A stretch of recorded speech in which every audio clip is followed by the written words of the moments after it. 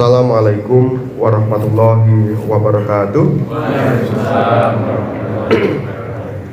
Alhamdulillahilladzi lam yazal aliman qadira wa sallallahu ala sayyidina Muhammadin alladzi arsalahu ilan nasi kafatan basyira wa nadhira wa ala ali Muhammadi wa sahbihi wa sallama tasliman katsira. Wa ba'd. Hadirin dan hadirat jamaah kajian Rumah Sakit Umum Aminah rahimanillah wa iyyakum. Kita hampir menuju bulan Ramadan. Ini hari Senin, Selasa, dan Rabu, Kamis ya. Di 3 hari lagi kita masuk bulan Ramadan, bulan yang diberkahi, bulan di mana amal ibadah pahalanya dilipat gandakan oleh Allah Subhanahu wa taala, yang mana tahun depan kita bisa jadi tidak dipertemukan oleh Allah Subhanahu wa taala dengan bulan Ramadan. Oleh sebab itu, di berbagai kajian terakhir saya menjelang bulan Ramadan, saya selalu menyampaikan beberapa hal yang semua jamaah mungkin sudah paham, tapi saya anggap perlu diingatkan agar Ramadan kita besok dapat kita jalani dengan maksimal. Di antara hal yang saya anggap perlu untuk diingatkan, yang pertama adalah berkaitan dengan sholat tarawih. Sholat tarawih, ada sholat isya 4 rakaat, kemudian tarawih dan witir itu 11 rakaat, total 15 rakaat. Usahakan kita mendapatkan posisi shaf terbaik. Dalam hadis sahih riwayat Muslim disabdakan oleh Rasul sallallahu alaihi wasallam, khairu sufufir rijali awwaluha wa syarruha akhiruha. Shaf terbaik laki-laki paling depan, yang paling buruk adalah yang paling belakang.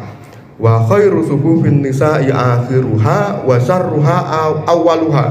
Shaf terbaik perempuan itu yang paling belakang, yang paling baik adalah shaf perempuan yang terbaik itu paling belakang, yang paling buruk itu yang paling depan. Ini jangan paham aturan itu. Kemudian Imam Nawawi menerangkan bahwa hal itu dikecualikan jika shaf perempuan dipisah dari laki-laki, ada satirnya. Kalau ada pembatas yang jelas, shaf perempuan terpisah dari laki-laki, maka shaf perempuan yang terbaik itu juga yang paling depan, yang paling buruk yang paling belakang. Jadi usahakan sholat tarawih mendapatkan posisi yang paling baik, paling depan, dan yang paling kanan. Itu karena kaidah umum dalam agama Islam adalah kanan lebih baik daripada kiri. Ya, Aisyah menceritakan bahwa karena Rasulullah Shallallahu Alaihi Wasallam yu'jibuhut tayammun fi tanaulihi wa tarajulihi wa duhurihi wa fi sya'nihi kulli. Rasul menyukai mendahulukan yang kanan dalam hal menggunakan sandal, menyisir rambut, kemudian toharoh, misalnya wudhu kanan dulu, dan dalam segala urusan beliau, termasuk dalam hal shaf, kalau yang tengah sudah terisi, kanan itu lebih baik daripada kiri. Dalam sholat tarawih usahakan ada di posisi paling depan kanan, sebab jumlah rokaatnya banyak. Isya-nya 4, kalau pakai yang tarawih 11 kan 4 tambah 11 15 rokaat ada di shaf terbaik, pahalanya paling besar. Mulainya bareng, selesainya juga bareng, imamnya sama, masjidnya sama, bisa dapat pahala paling besar. Hanya dengan beda tempat, sebisa mungkin kita menang dalam hal itu. Itu yang pertama. Dalam hal sholat tarawih, usahakan mendapat shaf terbaik. Kemudian yang kedua, berkaitan dengan waktu sahur. Kalau makan sahur hukumnya sunnah muakkadah dan seterusnya, jenengan sudah paham.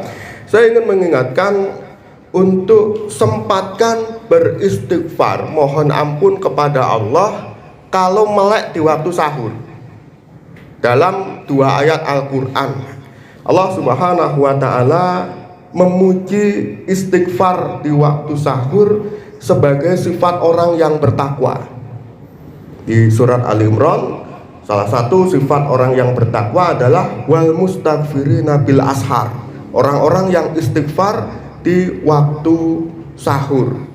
Di ayat yang lain di surat Ad-Dariyat, wabil ashari hum yastaghfirun, di antara sifat orang yang bertakwa adalah di waktu sahur mereka istighfar, mohon ampun kepada Allah Subhanahu wa taala. Jenengan paham bahwa takwa itu luas, mencakup segala hal yang menjalankan perintah Allah dan meninggalkan larangan Allah.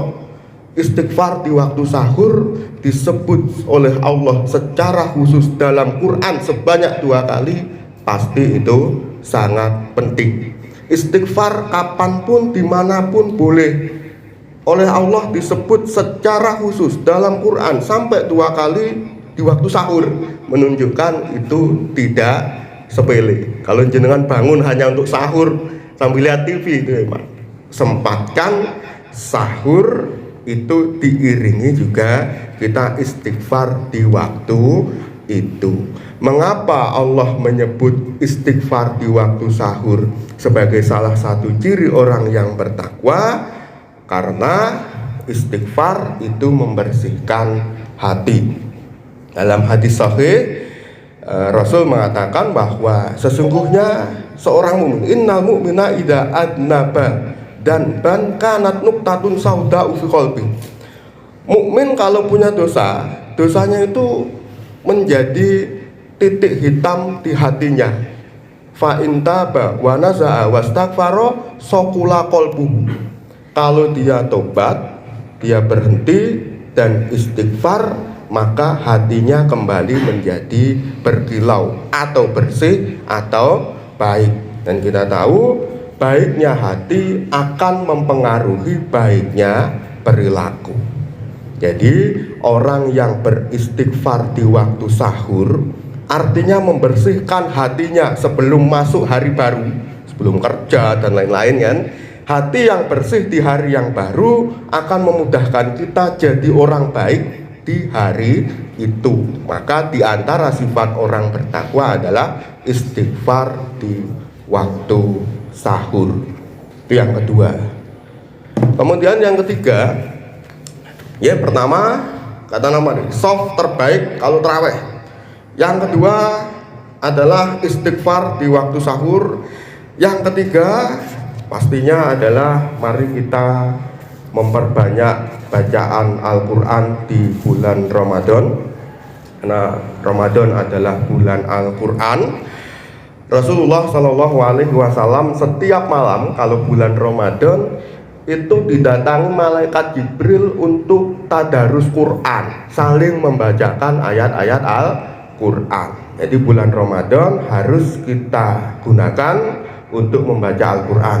Yang biasanya belum ngaji, jarang baca Quran, dimulai di bulan Ramadan. Yang sudah mulai diperbanyak di bulan Ramadan. Saya dulu pernah sampaikan bahwa tentang hadis, bahwa satu huruf Quran itu kan bernilai 10 kebaikan, ya kan? Man qara'a harfan min kitabillah falahu bi hasanah wal hasanatu bi asri amsalihha. Barang siapa membaca satu huruf dari kitabullah Quran, satu huruf itu bernilai 1 kebaikan, dan 1 kebaikan tersebut dibalas 10 kali lipatnya. Orang yang baca Al-Quran surat Al-Fatihah, alhamdulillahirabbil alamin, baca alhamdulillah saja Anda dapat alif, lam, ha, mim, dan 5 huruf baru alhamdulillah. 5 kali 10 kebaikan mendapat 50 kebaikan, belum surat-surat yang lain. Jadi sempatkan di bulan Ramadan untuk memperbanyak bacaan Al-Quran. Dan kita tahu bahwa membaca Al-Quran tidak harus pegang mushaf, nggak harus membaca surat yang jenengan nggak hafal. Jenengan baca qul huwallahu ahad sambil menjemur baju kan tilawah, Pak. Gitu. Sudah termasuk itu. Dan yang terakhir, yang keempat adalah memperbanyak sedekah di bulan Ramadan. Dalam hadis sahih riwayat Bukhari Muslim diceritakan, karena Rasulullah Shallallahu Alaihi Wasallam ajwadan nas wa kana ajwada ma yakunu fi Ramadan hina yalqahu Jibril. Rasul adalah orang yang paling dermawan. Beliau menjadi sangat dermawan, lebih dermawan lagi kalau masuk bulan Ramadan ketika beliau ditemui oleh malaikat Jibril. Untuk apa? Untuk tadarus Quran tadi. Jadi ternyata di bulan Ramadan Rasul memperbanyak bacaan Al-Quran dan memperbanyak sedekah. Mengapa banyaknya bacaan Quran diiringi dengan memperbanyak sedekah? Jawabannya ada di awal surat Al-Baqarah diantaranya ya. Di awal surat Al-Baqarah kita temukan ayat, salah satu sifat orang bertakwa adalah wa mimma razaqnahum yunfiqun, menginfakkan sebagian harta atau sedekah. Sedekah adalah salah satu sifat orang yang bertakwa. Al-Quran adalah hudal lil muttaqin, petunjuk bagi orang yang bertakwa. Jadi supaya ayat yang dibaca betul-betul menjadi petunjuk buat kita, kita harus menjadi bertakwa. Salah satu sifat utamanya adalah sedekah. Jadi biar imbang gitu. Jenengan pasti sering melihat orang yang tilawahnya banyak tapi tidak terlihat paham apa yang dibaca. Ya toh, hanya bacaannya bagus, bacaannya banyak, bahkan hafal, tetapi tidak terlihat paham. Kenapa? Karena Al-Quran petunjuk untuk orang yang bertakwa dan dia nggak bertakwa. Bagaimana mengobatinya? Di antaranya adalah dengan infak. Wa mimma razaqnahum yunfikun. Itulah 4 hal, saya yakin mudah, yang bisa kita perbanyak di bulan Ramadan. Pertama, sholat tarawih 15 rakaat, usahakan ada di soft terbaik. Di waktu sahur sempatkan untuk istighfar, kemudian perbanyak baca Al-Quran, dan yang keempat adalah memperbanyak sedekah. Semoga yang tersampaikan di kesempatan kali ini dijadikan bermanfaat oleh Allah Subhanahu wa taala. Subhanakallahumma wa bihamdika asyhadu an la ilaha illa anta astaghfiruka wa atubu ilaik. Wassalamualaikum warahmatullahi wabarakatuh.